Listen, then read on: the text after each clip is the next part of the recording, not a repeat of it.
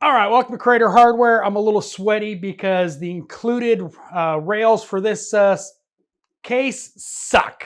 All right, so this is from RackChoice. I have no affiliation from them. I've just been exploring their catalog line. I paid for every case I've reviewed on this channel.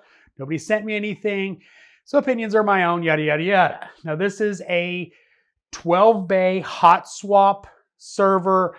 Now, one of my biggest regrets with my Unraid server is not doing hot swap bays in that case.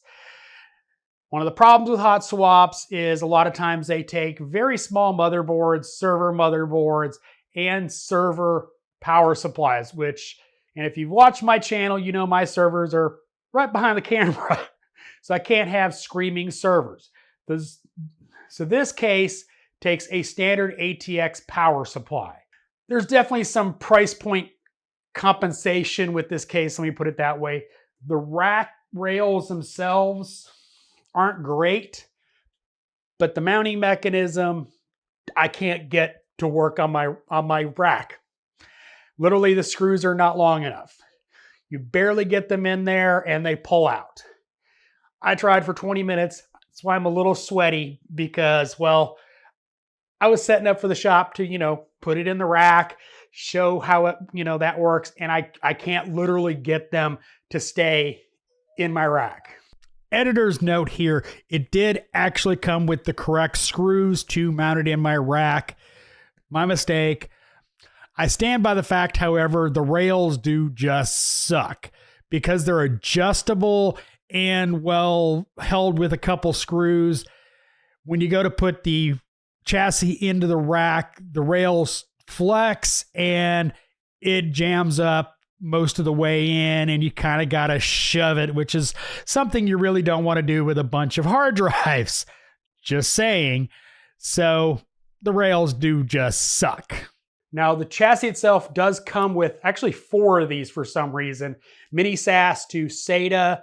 Obviously this goes to the motherboard. This goes to the backplane. SATA backplane. For some reason they included 4. Now, as I said, it takes a mini or micro ATX and a standard ATX power supply. Now, it does come with this bracket to add 2 SATA SSDs in one of the expansion slots for the motherboard, but it's not going to fit unless you don't have anything there. So you're going to have a really small motherboard. Now, some of the weird stuff, this isn't really weird, but it's annoying, is the expansion slots have to be broken out. They are break one time, that's it. They're open from then on. So if you change anything, you got a gaping hole in your server. Now this one is weird. You notice, and I'll get a shot of it, there's a USB port on the front of the server at the power switch. Guess what? There's nothing that goes to it. There's no cable that comes out of there. That is completely unusable. Now, another quirk is the power button and reset button are both labeled reset button. I got lucky, I guess. I don't know. But I plugged it up right. It works with the power button, not the reset button, but they're both labeled reset. So it's one of the weird things about this chassis. Now let's talk about the sleds. They're not that good. They're kind of cheap Chinese kind of sleds. And with a hard drive, they're a little sticky and they're a little hard to get in. Like you kind of got to shove it in a little bit to get it to actually go in because it's like they stick. This one especially is hard to come out. So just something to be aware of is the sleds and the backplane probably not going to be a really, really long-lasting solution. Probably decent, but I can't test longevity in a video where I just got this case. The noise out of this server with the fans hooked to the backplane includes 4 fans and it has ports for all 4 fans hooked to that backplane. When powered, they're loud.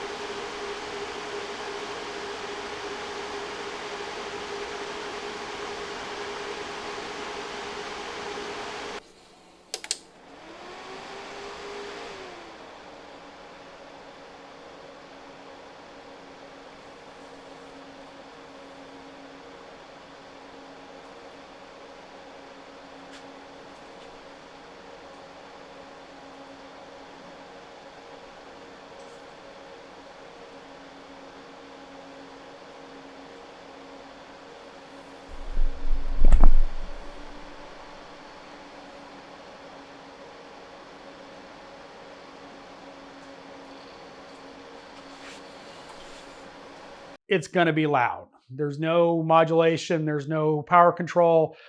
It might there might be some, but I doubt it.